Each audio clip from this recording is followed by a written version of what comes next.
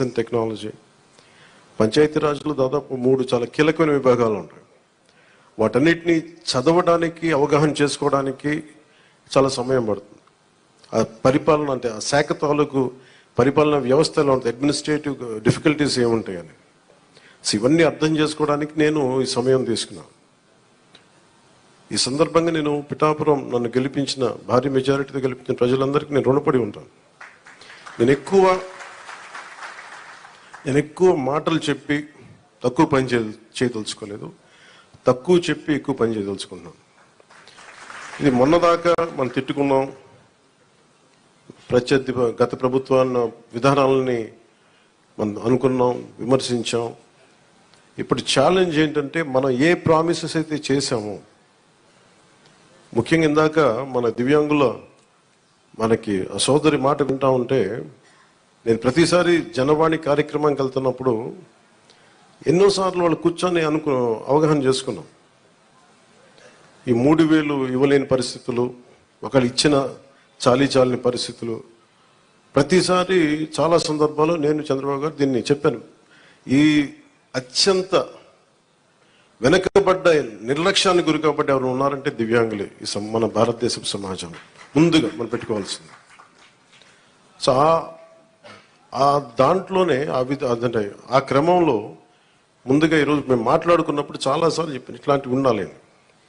అలాగే skill development ఇలాంటి మీరు చూస్తే మొదటి పెంచిన ఈ పెన్షన్లో పెన్షన్ విధానం గత ప్రభుత్వం మాట్లాడుతున్నప్పుడు ఇందా కృష్ణరాజు గారు మాట్లాడతా, మేము వస్తే ఈ పెన్షన్ విధానాన్ని రద్దు చేస్తారు. మేము దానికి కొన్ని ఇంతలు పెంచి ఇచ్చాం తప్ప తగ్గించలేదు.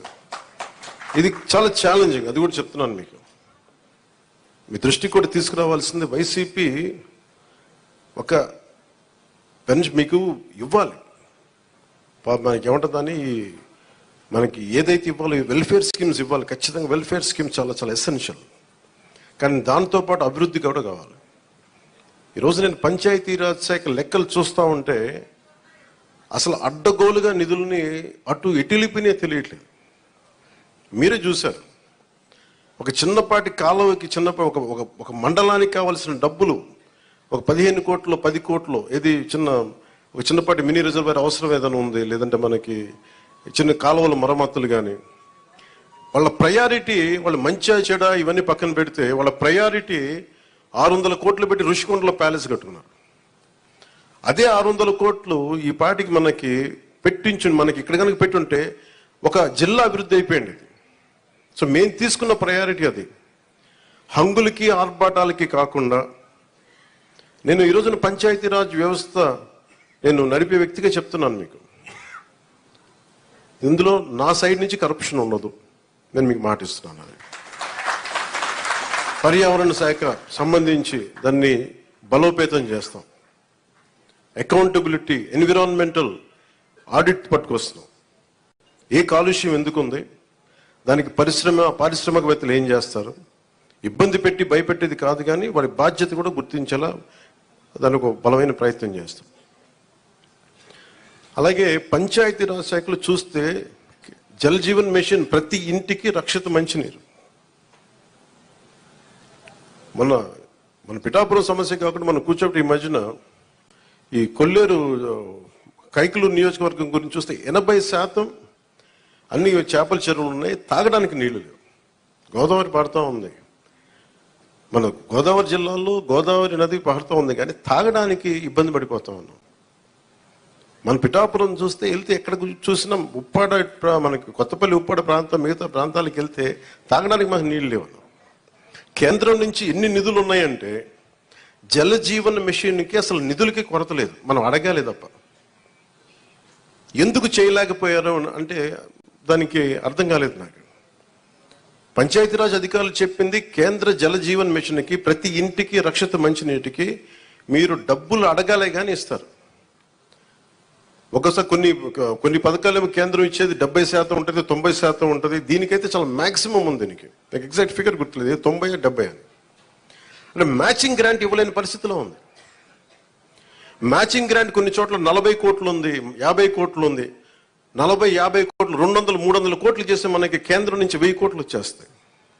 అంత మ్యాచింగ్ గ్రాంట్ కూడా ఇవ్వలేని పరిస్థితుల్లో, మ్యాచింగ్ గ్రాంట్ ఇవ్వలేకపోయారు కానీ ఋషికొండలో ఇల్లు కట్టుకున్నారు. వీళ్ళు బూడిదలో పోసిన పన్నీరు, అది బాధేస్తుంది.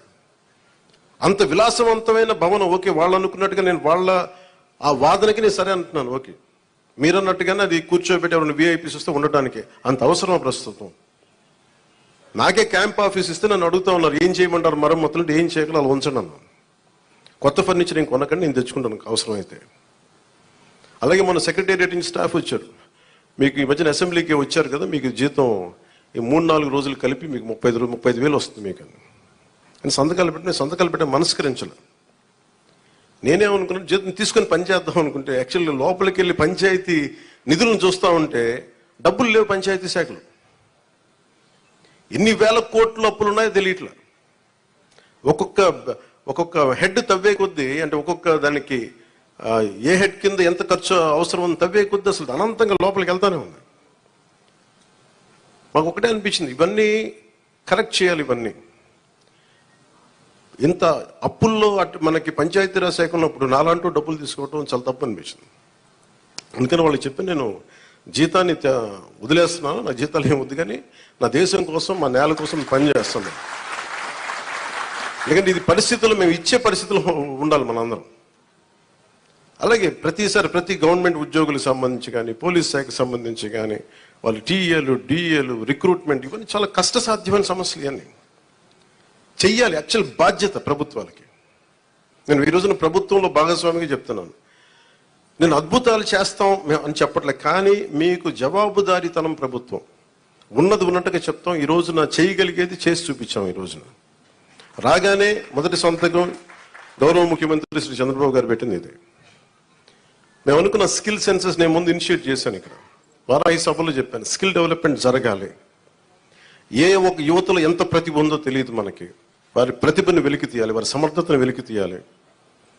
వాటిని పెట్టుకుని అది 5 సంతకాలు అది ఒకటైంది.